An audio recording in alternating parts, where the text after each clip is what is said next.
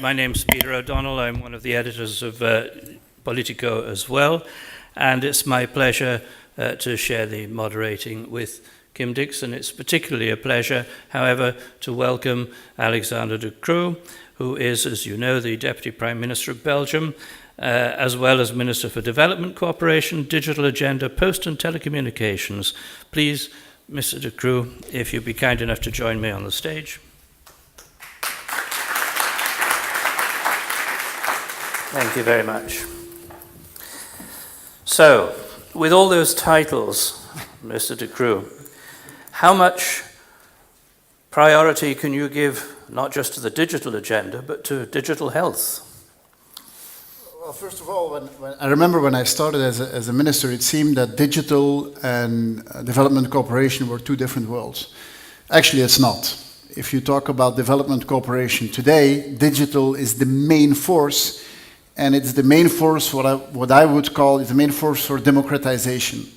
Not only strictly in the political sense, but in all the other senses. If you talk about participating in society, being an economic actor, being an entrepreneur, getting access to healthcare information, agriculture information, digital is the element today. So joining those two makes a lot of sense. I think that the real promise of digital today is not so much in what you would call the classic high-tech industry. I think the biggest promise today is more classical industries, how to incorporate the digital promise in that. And then obviously, if you want digital to be for everyone, well then healthcare is the next barrier. Okay, so how much of what you're thinking of when you look at this question of digital health is driven by the technology? How much is driven by a view of health? Well, obviously, if I think digital has the digital revolution of today, as opposed to the one we had end of the 90s, there's three elements, I think, which are different. One of them, obviously, is mobile. It's not only behind the desk, it's in the streets, into any shop you can imagine. Second element, it's data.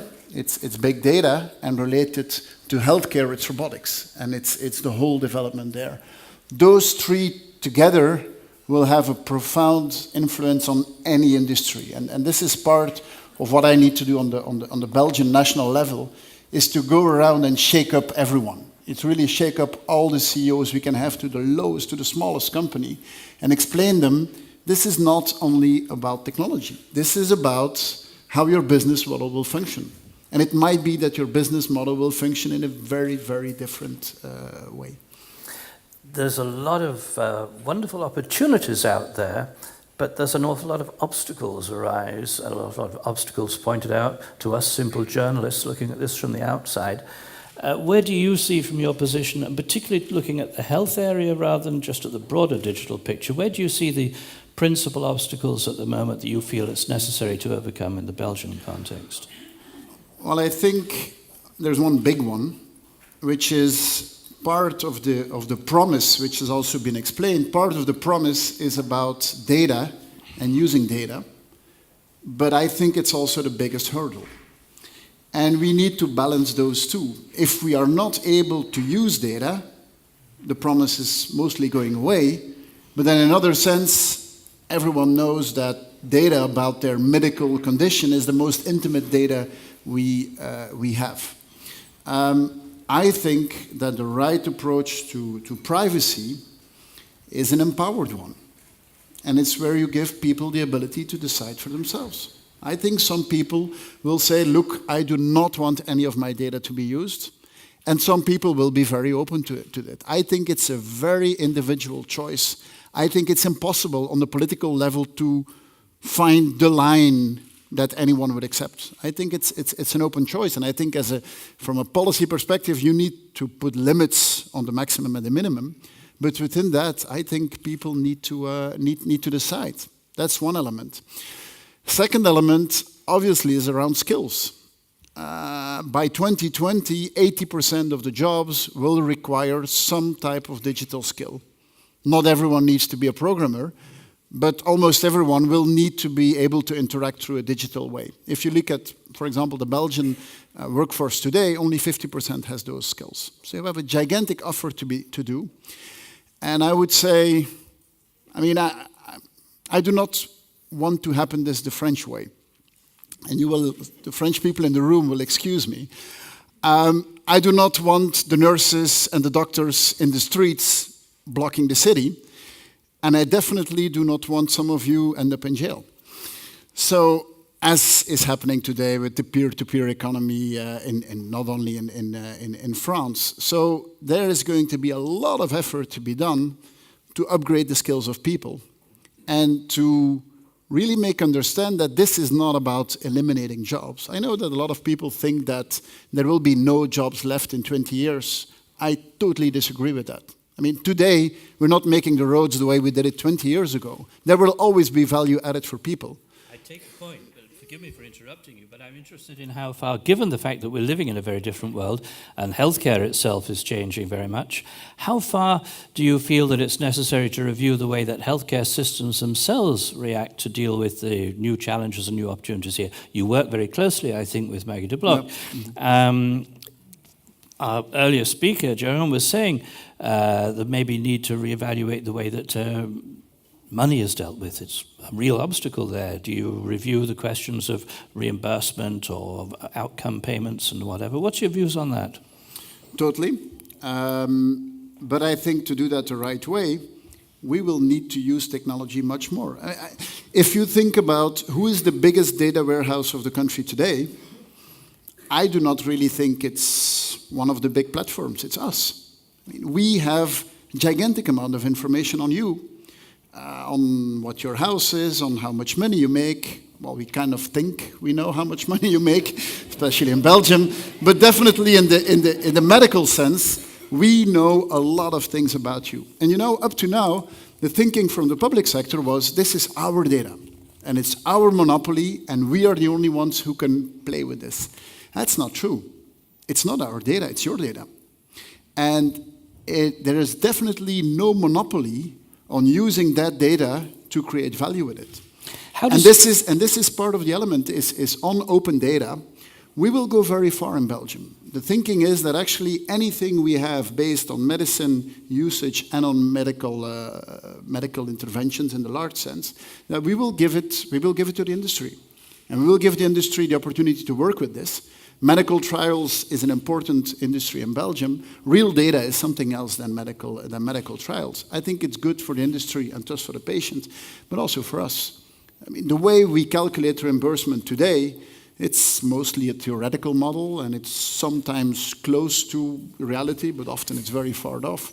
If we want to have the real type of reimbursement systems, we will have to deal with the real data, and that's part of the promise for us, I think. What about dealing with it? You talk about the Belgian position on this, obviously, but this is an issue, not just the health side of it, but the digital side of it that transcends national borders. How far can an individual member state go in dealing with these problems, and at what point does it really have to work with other member states? Well, I think what obviously would help is first of all on the skills level. I think there's gigantic work to be done on the European level, but also on setting standards. I think if we go into this world with data and with devices and with all different kind of things that I cannot even think about, it would be good to have certain standards on what type of data is coming out and how you can make sure that everyone can be interoperable on this data. But also I think we need a system of labeling. Mm-hmm. I mean, we have fought so many years to get evidence-based medicine to the level we have it.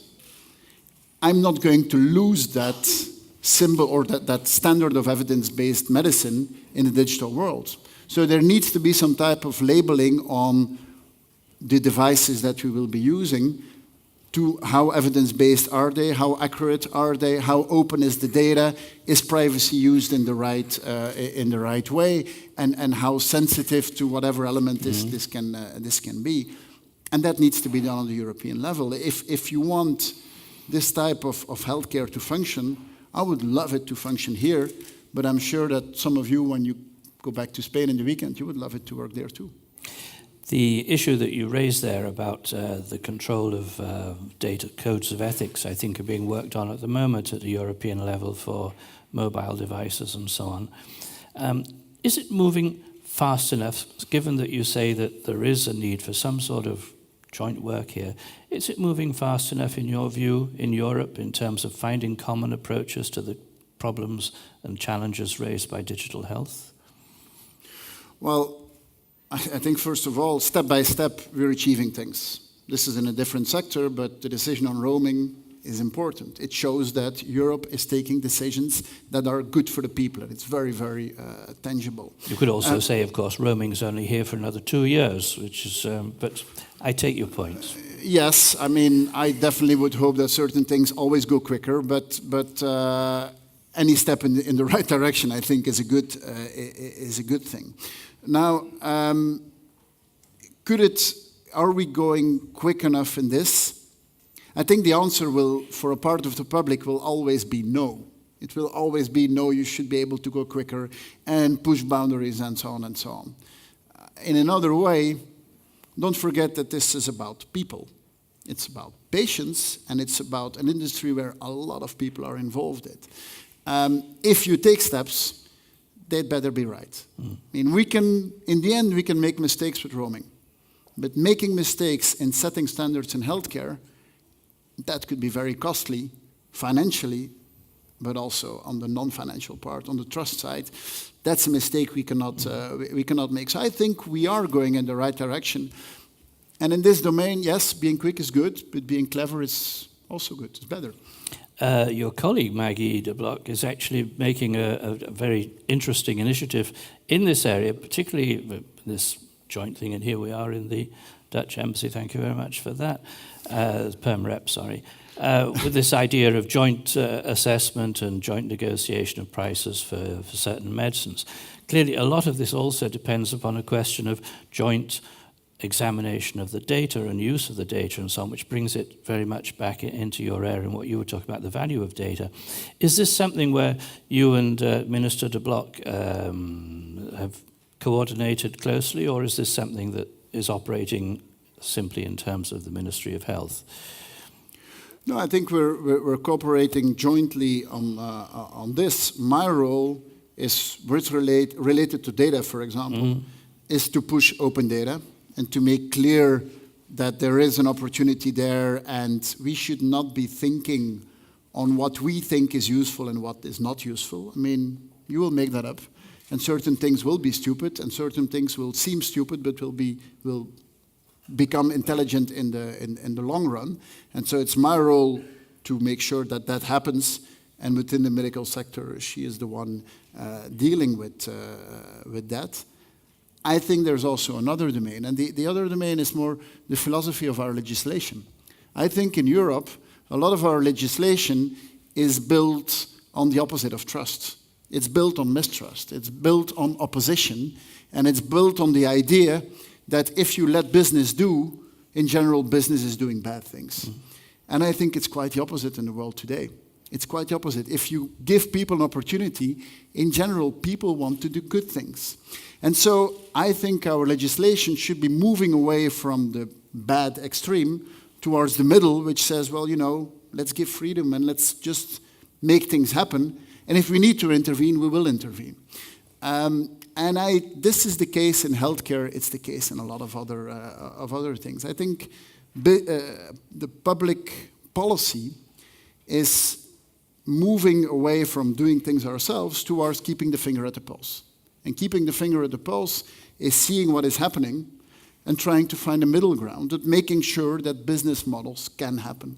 There is so many startups in Europe that have great ideas, and they do the development here, and they do the thinking here, but the go-to-market, often they don't do it here. Partly because the markets often are too small, but partly also because it's not possible.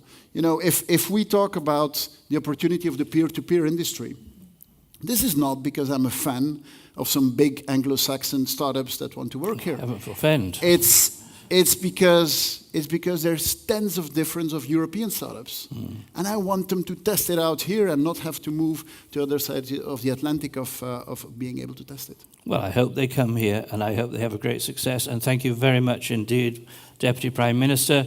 Please thank the Deputy Prime Minister.